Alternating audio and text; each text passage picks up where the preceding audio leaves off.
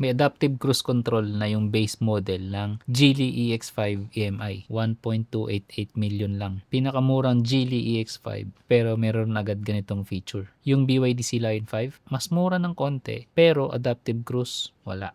So ang tanong ngayon, kung bibili ka ng practical PHEV, Geely ba dapat o BYD pa rin? Ang kotse ko ngayon ay BYD E-Max 7 standard variant lang. Pero real talk lang hindi lahat ng Pinoy ready na mag full EV. Marami pa rin ang mas bagay sa PHEV. May gasolina pa rin for long trips, mga nakatira sa kondo at may electric driving para sa araw-araw. Kaya tinest drive ko tong Geely EX5 EMI hindi para i-hype kundi para makita kung kaya ba nitong makipagkompetensya sa BYD. Nung nakarang araw ko lang siya tinest drive. At sa totoo lang, first time ko palang makapag-drive ng PHEV. So, hindi ito technical spec sheet review lang. Itong video ay perspective ng isang actual full EV owner na tinatanong kung hindi pa ako ready mag full EV, ito ba yung dapat kong bilhin? 4 na sasakyan ang pag-uusapan natin. 2 Geely at 2 BYD. Geely EX5 EMI Pro 1.288 million, Geely EX5 EMI Max 1.468 million, BYD Sea Lion 5 1.248 million at BYD Sea Lion 6 1.548 million. Pagkakalapit ang presyo pero magkakaiba ang laman. Kung ganitong practical breakdown ang gusto mo, kahit like button lang, malaking tulong na yan sa algorithm. Balik tayo, yung Sea Lion 6 siya yung bestseller ngayon dito sa Pilipinas. And gets ko kung bakit. Halos 2 taon na dito sa market. Mas subok na, maraming may tiwala, busog na busog sa features, at maganda talaga yung package niya. Pero nung naging default choice siya, wala pa tong Geely EX5 EMI. Itong March 2006 lang kasi to na-release. Ngayon, may bago ng kalaban. At dito ako magiging honest. After ng test drive, hindi ko pa rin masabi agad kung alin ang panalo. Pero may nakita akong isang bagay na pwedeng magpabago ng desisyon mo. Una, balikan natin yung adaptive cruise control. Sa 1.288 million na base variant, meron na agad. Yung Sea Lion 5, mas mura siya ng konti, pero basic cruise control lang, walang adaptive. Yung Sea Lion 6, meron, pero 1.548 million na yon. Pangalawa, yung screen. 15.4 inches sa base model pa lang. Yung Sea Lion 5, Sea Lion 6 at sa E-Max 7 ko, mas maliit pero hindi naman big deal. Pangatlo, yung pedal, yung accelerator, sobrang responsive. Kahit dahan-dahan kong tapakan, malakas yung response niya eh. Kahit sinubukan ko na siyang kahit pure EV, hybrid o yung power mode niya doon, ganun pa rin. First PHEV test drive ko to kaya hindi ko pa alam kung sa Geely EX5 lang ba to o ganyan lahat ng PHEV. Ang masasabi ko lang, kailangan mo siyang makasanayan. Kasi sobrang responsive Iba siya sa E-Max 7 ko. At pati yung tinest drive ko dati, yung full EV na VinFast Limo Green, hindi ganun Kung PHEV user ka, sabihin mo sa comment kung ganun pa talaga response ng mga PHEV. At isa pa pala, may vehicle to load ang Geely, parang BYD. Kapag brown out, pwede mo siyang gawin generator. Pero may vehicle to vehicle itong Geely EX5. Kayang mag-charge ng ibang sasakyan. Ewan ko lang kung kaya niya mag-Geely to BYD or other EV. Yung BYD, hindi niya kaya mag-charge ng BYD to BYD or kahit ng anong EV pa yan. At meron pa, ang Geely mapa-base or top of the line, merong DC fast charging. Sobrang importante rin yan. Ang BYD Sea Lion 5 at Sea Lion 6, wala.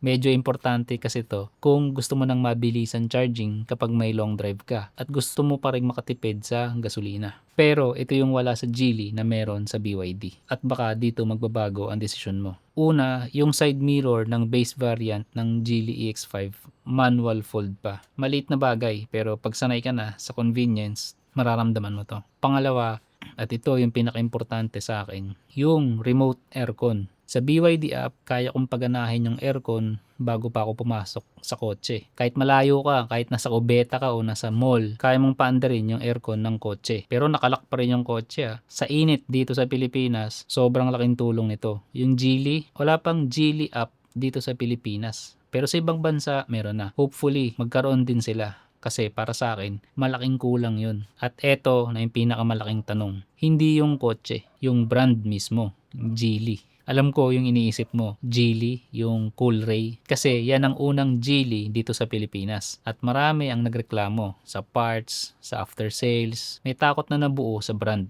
So ngayon, paglabas ng PHEV nila nitong March 2026 lang, yung Geely EX5 EMI, dala-dala pa rin ng mga Pinoy yung takot na yun. Real talk yun may stigma na. Pero ito yung hindi alam ng marami. Sa buong mundo, Geely ay pangalawang pinakamalaking EV maker. Sunod lang sa BYD. 1.3 million EV ang nabenta nila nitong last year lang. 2025. Yung mismong EX5 na to, isa sa best-selling PHEV sa Australia. Ilalagay ko ang source sa description box. Sa labas ng bansa, higante ang Geely. Dito sa atin, takot pa rin ang tao dahil sa cool ray issues. Hindi ko to sinasabi para takutin ka at hindi ko rin sinasabi para pawalain yung takot mo. Pero nagpalit na daw ng management ang Geely dito sa Pilipinas dahil dito talaga sila nadali dati. Ang kotse pwede mong i-test drive pero yung after sales dito sa atin hindi mo malalaman hanggat hindi mo pa nararanasan. Ngayon balik tayo sa presyo.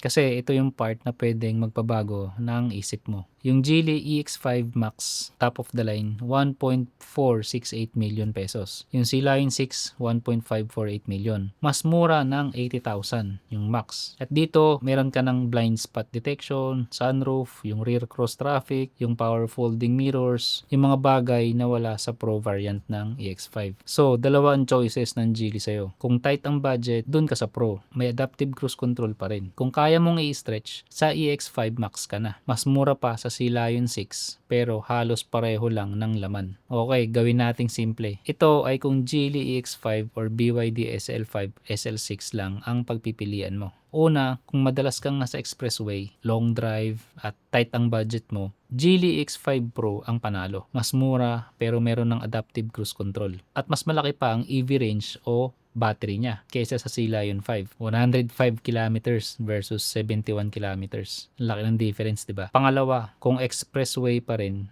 pero hindi issue ang budget, Geely EX5 Max variant na. Same adaptive cruise pero dagdag pa yung blind spot. At kung importante sa iyo ang sunroof at yung iba pang mga features, mas kumpleto para sa mahabang biyahe. Pangatlo, kung city driving ka lang, laging nakapark sa labas, sa init, dito papasok yung C-Lion 5. Yung remote aircon sa BYD app, sobrang appreciated yan. Kaya mong patakbuhin yung aircon bago ka pa pumasok. Ang downside, mas maliit ang battery o EV range. Pang-apat, kung city pa rin pero hindi issue ang budget, mag C-Lion 6 ka na. Yung remote aircon, yung pinakakumpletong package at maayos pa ang brand. Nasa sayo na yan, sa lifestyle mo, sa biyahe mo araw-araw. So ano ba talaga? Sa totoo lang, hindi ko pa rin masabi agad kung alin ang panalo. Yung C-Lion 6, may dahilan kung bakit siya bestseller. Pero yung Geely, mas sulit. Adaptive cruise sa murang presyo. Max variant na mas mura pa sa C-Lion 6. Ang tanong na lang, kakayanin mo bang tumaya sa Geely? Yung brand na higante sa labas. Pero takot pa rin tayo dito dahil sa cool ray.